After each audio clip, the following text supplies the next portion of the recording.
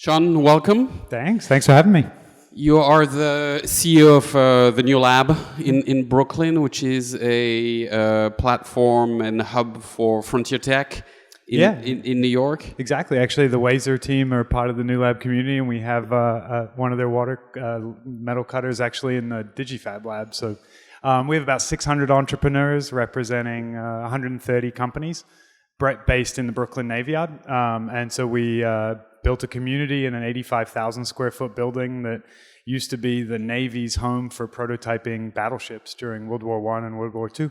Which is an incredible building, beautiful, stunning. Yeah, we have an incredible home. It's 4 floors, 90-foot ceilings, and an incredible history to the building itself. So yeah. And I read somewhere that the combined valuation of the companies is like 1.7 billion or something like this. Yeah, we opened with 40 companies, an average valuation of about 8 million, so 320 market cap overall. And then we closed last year with about 120 companies, averaging 28 million per company, and getting kind of close to 2 billion in total valuation. Yeah.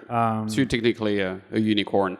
A little weird unicorn, but yeah. I think what was also interesting is we saw 380 million in exits in the first 24 months. Is that right? So Uber acquired Jump, which was reported around $200 million acquisition. Yeah, which was the social bicycles. Actually, it used to be called social bicycles, and that was they presented at Hardwired in, I want to say, in 2013. Yeah, like 2014. That's exactly right. Ryan applied to New Lab as social bicycles. So we've taken 1,400 applications from companies, entrepreneurs in the past 2.5 years. We've accepted 130 who we've selected to kind of be part of the community. Social bicycles was one of them. They came to us with the vision to pivot towards a pedal assist bike. And they designed and prototyped the bike in New Lab with our facilities. We've got about $7 million worth of prototyping equipment, kind of everything that was on the chart up there, CNC mills, 3D printers, a Wazer cutter, and a range of other kind of hardware, all the way down to the basics of wood shops, metal shops, sewing machines. Awesome.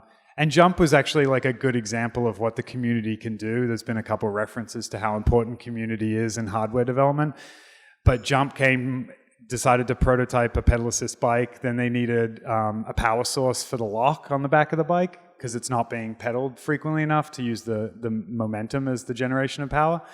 And so then they worked with Voltaic, who's another company that's based at New Lab, and Voltaic builds solar arrays for a range of different products, including backpacks.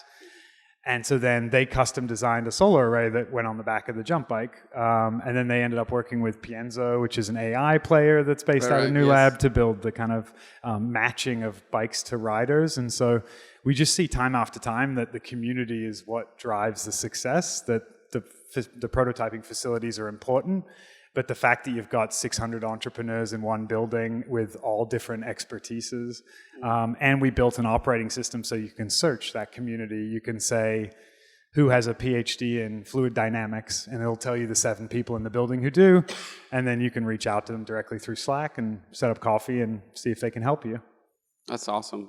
And by the way, we had a bunch of companies from the new lab over the years at Hardwired, heavily most recently Numina, Tarform, Carmera, Ferro Labs, Magic Co, Launcher, there's a bunch. So yeah, and that, like, with a Noah's Ark of frontier tech, like you mentioned, Launchers building rockets at New Lab to launch CubeSats. Yeah. Carmera building HD maps for autonomous vehicles.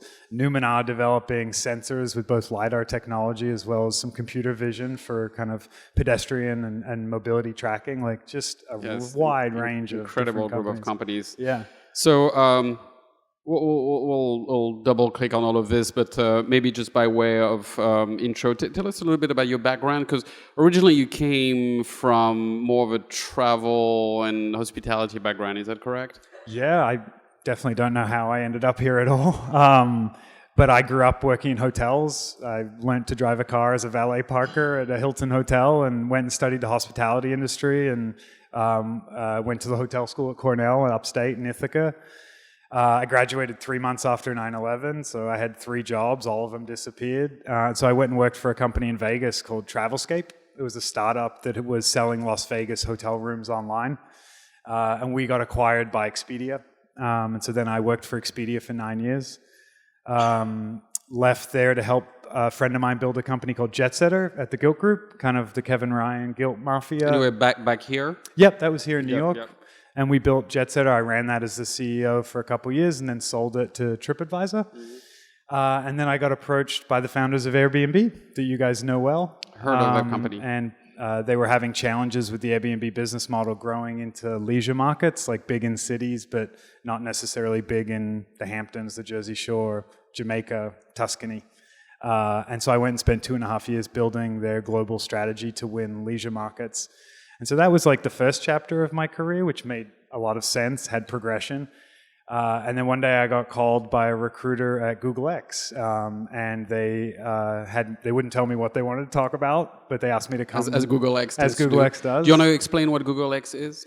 Yeah, so they call it the Moonshot Factory of Alphabet. Astro Teller is the captain of moonshots. That's his title. And it's, 800,000 square foot building in Mountain View that used to be the Mountain View shopping mall. And Google took over it and turned it into the home for all of their long-term significant technological bets, moonshots. So they started autonomous vehicle development in 2009, which was called Project Chauffeur. And at any given time, there's 30 to 50 different projects going on at X in different fields. What are some examples of projects that came out of it that are public? I mean, the most famous one is probably Google Glass and the challenges about kind of customer adoption around glass as a product. But you've got Loon, which developed balloons, the atmospheric balloons that provide network connection, Wi-Fi and cellular network to land masses. And they got a lot of press because they positioned balloons above Puerto Rico after a lot of the hurricanes there and provided network when there was none on the ground. You've got Sidewalk Labs that has got a lot of attention with its pilots in Toronto. And there's Google Brain came out of there. A lot of different kind of products have come out of there. So going back to the call, so what did they want? So they were calling for Project Chauffeur. They were looking to hire essentially a chief business officer, someone looking to run strategy, operations, and business development with the mandate to develop a commercial path and start generating revenue through autonomous vehicles. And so I spent a month or so interviewing and met a whole bunch of people and ended up meeting Larry and Sergey and surprisingly got picked for the job. Yeah, no big deal. No pressure on the interview. It was certainly different. What are people like at Google X? I mean, is that just sort of pure IQ research type folks, or is it a mix? Yeah, I mean, I certainly learned, like Airbnb was a very interesting introduction to like Silicon Valley culture and corporates and how they maintain culture, and Airbnb was to the extreme. I mean, we had cultural interviewers who interviewed candidates, and if the cultural interviewer didn't think you'd be a fit, you really weren't able to move forward through the interview process, and so that was one extreme. At X, it was contribution-based culture. It was like, it didn't matter if you went out at night, if you showed up early, if you stayed late, if you liked football or soccer. It wasn't a social aspect like that. It was, what are you bringing to the project? And how are you going to make sure we succeed? Like, what's your link in the chain? And as long as you were seen as like adding to the process and providing benefit, then you were welcome. If you were seen to be dead weight and slowing down progress and not contributing, then the culture ate you up pretty quickly as well. So let's talk about Chauffeur, which became Waymo.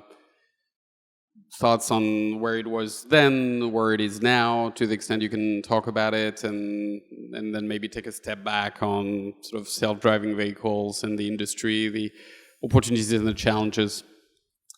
Yeah, I mean, it's one of our project managers and systems engineers was from NASA, and she'd worked on landing a couple Mars rovers and projects like that, and no big deal. And that's the kind of things I dealt with and the people who were just making me feel inadequate on a daily basis.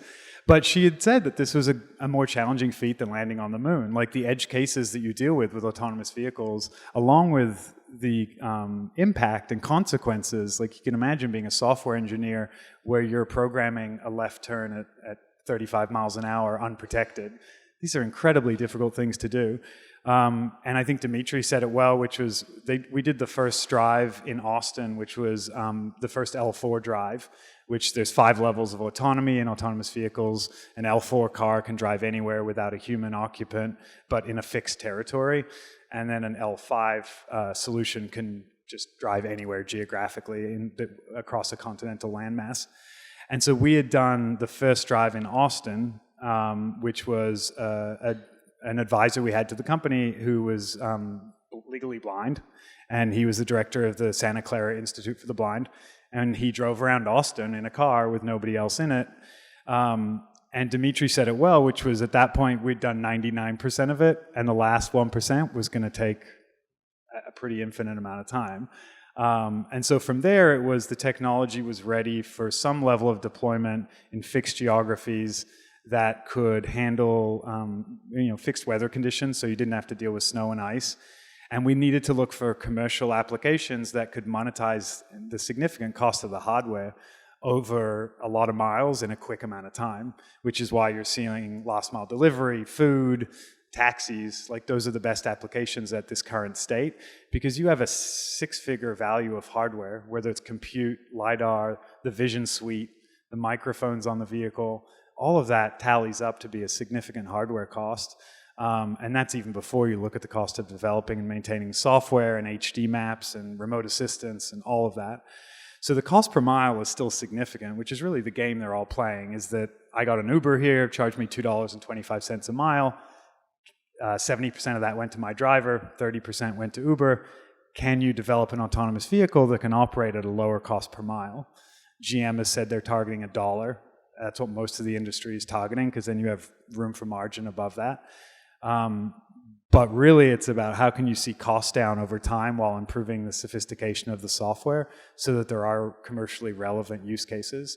Oh, interesting. So the one of the key issues is actually economic, as opposed to can we drive, I mean, not drive as it were, but have those cars go around in a safe manner. I think there's certainly, I mean, you could end up with an amazing piece of technology that costs $250,000 to own, and it has no commercial application. So there's definitely a vision. I mean, you look at when we started in 2009, we had a Velodyne LiDAR on the top of a Prius that was a six-figure piece of hardware. That was probably $110,000 LiDAR.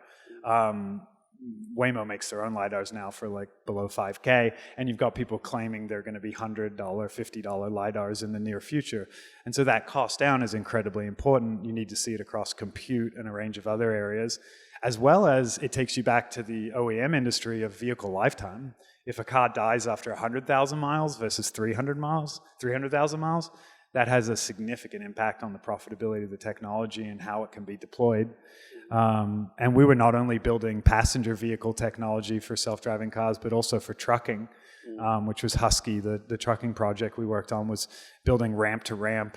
Is that more likely? Is that one of the paths towards actual deployment of self-driving technology, trucks? Yeah, it has like a quicker roadmap to deployment, because you're typically looking at ramp to ramp, meaning it's going to drive freeway, and as soon as it goes off the streets, you're not going to put an 18-wheeler onto the surface streets with autonomous technology on it anytime soon. So you need the truck driver to take over and navigate through Manhattan or San Francisco or whatever it is. But today, truck drivers are restricted to 8 hours a day in truck driving, then they have to have a 16-hour break. So the concept of having a truck driver drive 8 hours, then in the cabin for 16 hours with an autonomous system, improves efficiency and is also kind of welcomed by trucking companies and the unions, because there's a massive shortage in truck drivers around the US, and it's predicted to continue because there's just not a lot of millennials excited about jumping into truck cabins. But what you see with truck as an autonomous solution is that the TAM is smaller, but the problem is easier to solve. So you can solve it quicker, but if you have the ambitions of Google, who's been funding this for a decade, and have just started to generate revenue last year, you're not going after like the trucking TAM, you're going after the trillions amount of miles that are traveled globally. And Morgan Stanley suggested that for every 1% market share Google gets into traveled miles on their software, that's a $70 billion revenue opportunity, and that's for 1%. So you can see why they're going for the whole hog. While you see people like Voyage down in Florida, who is developing autonomous vehicles for retirement community centers. You've got a range of companies like Too Simple focused on trucking. Those are quicker paths to commercialization, smaller TAM, but less complex solution. Yeah. We have a company in the FirstMark portfolio called Optimus Ride that's also going after the private space like this. And they're doing shuttles in the Brooklyn Navy Yard. And that's a great example. Airport shuttles, direct path, like fixed route, mail delivery, like those are easier solutions to deal with versus an L5 vehicle. It has to be capable of every environment, every challenge it would face. Great. Switching back to the new lab. So how does it work if you're an ambitious company in New York and you want to join? So what is the deal? How do you apply? How do you get selected? And what do you get? Yeah, we take applications every day. They apply online, and then we have weekly meetings where we review the applications. We interview people. They come and do tours. And we look at what they're doing, what technologies are involved, like is it pushing the envelope? Like we like to claim it's a platform for frontier tech. So we've got companies in quantum computing and biofabrication, all the way through to computer vision, machine learning, robotics. We want people that are pushing the envelope. And then we also look at how you're additive to the community. If we already have 6 companies doing what you're doing, that's not as interesting to us. Yeah, I think we read somewhere that you compared the new lab to Noah's Ark, where you have like one of each or two of each. Totally. I think we take that Noah's Ark approach of like, let's not try to have 6 companies all working on the same Barsys product. Like we should try to ensure the community has a wide range of focus areas, which helps because nobody signs NDAs. There's no blacked out windows. You can walk into the space any day and see people prototyping robots and autonomous vehicles and electric bicycles like Tarform, all in the open. And we want it that way. We don't want people sensitive that the company next door to them is building a similar product. And then not only that, but the entrepreneurs at New Lab get the sandbox of the Navy Yard itself, which is it's 300 acres of private land that has a road graph that looks like New York. It has pipes that are similar to any other piping system in New York, rooftops. We have access to the East River. So the companies, the 130 companies can build prototypes and then chuck them in the river, put them in the pipes, throw them on the roof. Like they actually get to see how they work. For Google X to test autonomous vehicles, we had a lease on an abandoned Air Force base in Atwater, California to test autonomous vehicles at a significant cost. And the comparison here is you just get it as part of the membership. And then companies stay at the lab for extended periods of time? Is there a time limit? So they either have flex membership, which is they get a desk. So they pay for a flex membership, they have access to the space and not a permanent desk or office. Then you have people who have a permanent desk. They have desk 144 and they're paying for it on a monthly basis and are usually candidly there until either they succeed and get too big and we kick them out. And they go find their own office space, or they fail and they have to leave because they're going back to the drawing board. And then the third piece is people have full offices by square foot. They do annual leases on the space. Great. And I was also reading you're launching a program as well, right? Or you have launched a program, if I like my notes. New Lab and Antler Startup Generator Program. Do you want to talk about this? Yeah, so one of the things we realized is we only kind of interact with entrepreneurs once they've formed the company, built the team, they've at least got a seed investment or some rich friends and family because they're paying rent, they're paying dues to us as members. And so one of the things we wanted to do was get involved with people before that, like before when they're just formulating the idea, they haven't formed the team. And so we looked at all the programs around the world, like who's doing something interesting in this, and we found this group that are Rocket Internet folks and McKinsey folks, and they run what's called the Antler Program. And so you apply, you don't apply as with an idea or a business concept or a pitch. You apply as an entrepreneur with talent and what you can add to this group. And each cohort is 100 people. The first one at New Lab launches in September. You get paid $3,000 a month to be in the program. So we take care of you so that you can focus on the kind of opportunity versus how you're going to eat. And they do a range of different programming that gives you insights into the type of people you're going to need to form a team with and who within the 100 people we just brought together are good teammates for you. Then we bring in corporates and a range of different inputs of problems you could solve. Like we had a train company that told us in the first program that they're spending $600 million a year manually inspecting the undercarriages of trains to make sure they don't derail and manually inspecting the railway lines themselves. And so that was an idea that one group said, I'm going to build a computer vision solution that can manually inspect undercarriages of trains, and that has a TAM of such a significant amount of global train companies. And so we bring in corporates and other ways to seed ideas that those entrepreneurs can grab onto. And then it leads all the way up to a demo day. And if you successfully make it through the demo day, you get 150 grand from us as a seed investment. Some of that is withheld as a program fee. And if you get no investment, you just got paid $3 grand a month to go through a program, and you go back to the drawing board. Interesting. And when does that start? Has it started? Is it going on now? So we opened applications last week. We took 210 applications in 3 days, which is great to see that level of interest. And the first cohort starts in September. Very good. Okay. And so you cover lots of different areas, frontier tech, but that means lots of different things. You mentioned quantum computing, computer vision, and all the things. And I know you love all the companies equally, I'm sure, but like any areas that you find particularly compelling at this stage where you might optimize towards or personally get very excited about? Yeah, I think we've seen a lot of interesting. It's really cool because we get to see these application trends, and you can see which fields are taking off, what people are investing more in, as well as we've had about 200 venture, like VC firms come through and invest in companies. And so we get to see what they're interested in and do a bit of matchmaking between the two. Quantum to me is fascinating. When you talk about like a 300 qubit quantum computer is going to be more powerful than every computer on the world combined. That's just fascinating across both the scary of everything from security and cryptography through to, solving medical problems that we've never been able to consider.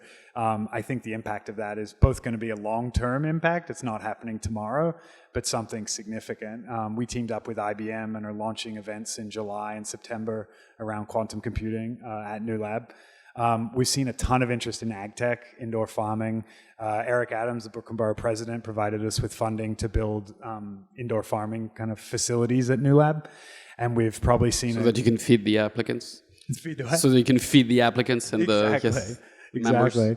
So we're seeing a lot of, we have Farm Shelf that does 7-foot vertical farming units for kitchens to grow their own produce. The average head of kale travels 1,200 miles to New York. And so the head of what? Head of kale.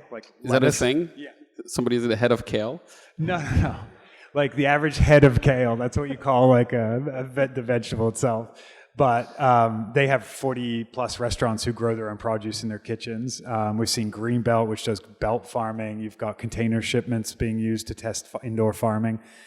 People are predicting the green rush of legal pot in New York State, and so where are the kind of entrepreneurs going to grow those companies?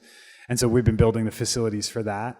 Biofabrication. I mean, we've got Modern Meadow that's growing leather from collagen.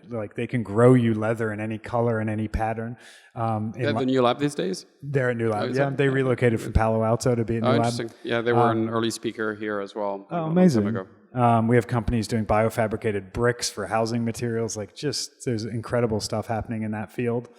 And then computer vision, specifically we've been looking at health in the home and some applications there. There've been a lot of new companies applying with interesting applications for computer vision.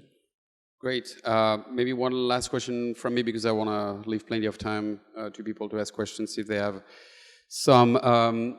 So you spend some time in California, at the epicenter of deep tech innovation, and now you're here. Any thoughts on how New York compares to the New York ecosystem compares to California, specifically for deep tech, the pros and cons?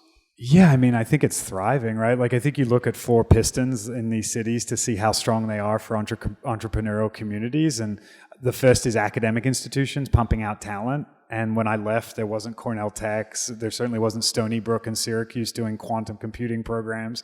There wasn't the strength of Columbia around AI, cybersecurity. There's just been immense improvements in the type of talent coming out of academia. Then once those academic exits occur, what are the opportunities they have in regards to big corporates all the way down to small companies? And there's just everything here now. If you want to go big and work at Facebook or Google, or used to be Amazon, but everybody else, you have the opportunity to get there. Or if you want to jump into a 10-person startup, the list is significant compared to when I used to live here 6 years ago. Then you look at government support. And people like the EDC, the Partnership Fund for New York, they're doing programs around everything from AR, VR, AI, through to kind of cybersecurity is the most recent big grant. And so that public-private partnership seems to be stronger than ever. And then you look at capital, and what started Fred Wilson and Union Square like a long time ago is now a pretty thriving VC community where a lot of our work is matchmaking. It's like what venture firm is interested in the type of business model you're building. Some of them are marketplace software, some love hardware, but others only love hardware with SaaS models. We have to matchmake a lot. And that community across the board is much, much stronger than it was a decade ago. And so those 4 factors to me are like really in a good spot for New York. And then you add on the top layer, which is quality of life. I mean, I lived in Oakland and I drove to Mountain View every day. It took 2 to 3 hours one way. Yeah. So a good commute for me was 4 hours a day and a bad commute was 6 or 7. And that's just ludicrous. And our choices were live in Mountain View for $2,000 a square foot, which is the equivalent of like suburban Ohio, or commute and sit in your car all day. And the third option was like, let's go back to New York and see what's happening there. Yeah, we're actually seeing this a lot. Actually, a lot of people who spent a few years in the Bay Area and learned a lot and now are coming here. I mean, in fairness to lots of different cities in the US, but there seems to be this interesting exodus happening. Don't know if it's a good thing or a bad thing long term. All right. I have the mic. All right. So you can have it. Questions? I'm curious, from the business model, why New Lab decided to be a landlord as opposed to an investor. Like, why not raise a bunch of capital and invest in the companies and give them free space and take equity? Oh, totally. It's a really good question. And it was just a detail we didn't get to, which is we actually generate revenue or value through 4 different ways. And if you look at the business, like when we first opened, 100% of the revenue was as a real estate play, like membership, paying dues and paying for office space. And now you're less than 40% of our revenue comes from the member community. And so the 4 ways we create value or make money, the first is through membership, which is paying for office space, paying for consulting services, paying for materials. The second is we tie up corporates with the member community to innovate. So we had a car rental company as an example that came to us and they said, we just did a big project with a consultant and the consultant told us we should be collecting data with our cars. We have 700,000 cars around the country. We should be collecting weather data, mapping data, and everything else that a car can do on the road. Can you build us a sensor? Because we don't know how to take this like insight through to like pilot and prototype. And so we build a group at New Lab of 6 or 7 people from 6 or 7 different companies. We build a prototype. We own the IP with that group of 6 or 7 people. We license the IP back to the car rental company. They pay to run the program. And we've seen just massive interest in that. There's a great PwC report that says R&D corporate spending from 2017 to 2018 tripled in corporate America, Fortune 500s, while the output stayed flat. Corporates are spending more and more money on R&D innovation and getting less out of it. And they're starting to look at how do you use outside entrepreneurial ecosystems to benefit. So we've just had really good timing for that. And then the third way is we work with cities in developing programs. So we have Circular City, the Urban Tech Hub. We have a range of programs that have been funded by government. We deployed a smart city pilot in downtown Brooklyn with Numina, one of the companies you mentioned. Carmera did the mapping. CitySense did the platform to collect the data. And so those are like us bridging the gap or translating between startups and city officials to make progress in areas they're excited about. And so we generate revenue through that. And then it's less known, but we've invested in 21 companies to date out of the 130 and seen pretty strong output. And we've done that through SPVs. And so now we're recruiting for a GP to come build our first fund. Okay, sorry. Pivot off New Lab for a second. Is there anything that came out of your interview with Sergey and Larry that changed your thinking forever or changed how you recruit? I mean, it's rare to meet someone that actually interviewed with them. So was there anything that came out of that discussion that... Yeah, and they were our board. So we spent 6 hours every 90 days in a room with both of them. So we got a significant amount of exposure. X is where Larry and Sergey spend a lot of their time, and so they're floating around the halls working on different projects. What did I learn from my first piece? It sounds self-serving, but I was impressed that they saw past my industry of focus and looked at my skill set. Like, I was a travel guy. I made no sense. I didn't even know why I was there. In the first interview, I was like, they've got the wrong person. And it just kept going. But it kept going because what they kept focusing on was, how did you scale that business? How did you start that? How did you decide that business model versus this business model? They kept focusing on like the things, the tools I used, the decisions I made, and never asked me a single question about the companies. Like, nothing about the travel, nothing about Airbnb. But how did you decide to go this route with the product versus that route? Why did you monetize this way versus that way? How did you decide how to staff this team or whether to partner? How did you decide whether to build or acquire? Like, those were the questions they were asking me. And I learned a lot about how you interview people. I was like, okay, this is the way I should interview people from now on. Time for one more. We can do pizza networking and more questions. Anyone have a final question? Yeah.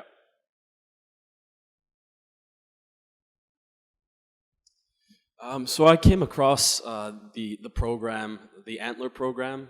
Actually, today somebody came up on LinkedIn, and I was like, wow, this is really cool. And I read about it, and I was like, I've never seen anything like this. Is that still open, or did you say that was closed? And I also saw when I applied to it, it just said to give my LinkedIn. So how do you guys filter out from all these applications that I assume that you guys are going to get to picking people that you would interview? Yeah. So the first question, the applications opened last week. So it's wide open. And there's 2 cohorts per year. So the first one is in September, which is 100 people get in through that cohort. But the program will build 200 companies, is estimated over 3 years. So this is just getting warmed up. And it's based at New Lab as well. And so certainly follow up with me if you have any questions on that. The second piece is, you're exactly right. It's not about your product vision, your idea. We just want to know who you are. What have you done? What have you studied? Who have you worked with? What's worked in your career? What hasn't? And we're focused on you, the talent and the potential you have, not the talent or potential of your idea or your vision or the sector you're going after. We're going to figure that out in the program. The first piece is getting the right people in the room. And so it just goes one step earlier in the process. And it also acknowledges that the first 12 to 18 months of building a company are the hardest. It's pre-seed, and a lot of people survive during that segment based on how wealthy your friends and family are. My friends who have started companies stayed in their parents' basements, got $100K from their rich uncle, whatever they did to get the company going. This levels the playing field. It's we'll pay for you. We'll pay your rent. We're paying you $3,000 a month. You can live in New York. You got everything taken care of. And if the idea gets through after a few months of development, then you get your seed investment and you're off to the races. And so it's less about, can you quit your full-time job and have someone back you up until your idea hits a certain peak, and providing a level playing field for everybody. Very cool. On this note, Shaun, thank you so much. This was terrific.